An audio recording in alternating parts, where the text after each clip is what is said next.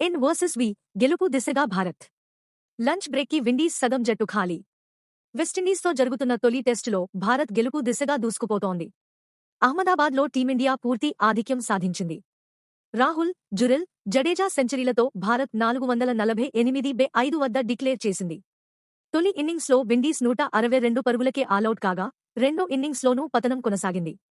స్పిన్కు అనుకూలించిన పిచ్పై జడేజా, కుల్దీప్ విజృంభించడంతో మూడో రోజు లంచ్ సమయానికి విండీస్ 66/5తో కష్టాల్లో పడింది.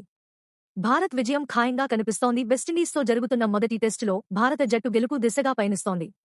అహ్మదాబాద్ వేదికగా జరుగుతున్న ఈ టెస్టులో టీమిండియా పూర్తి ఆధిక్యం సాధించింది.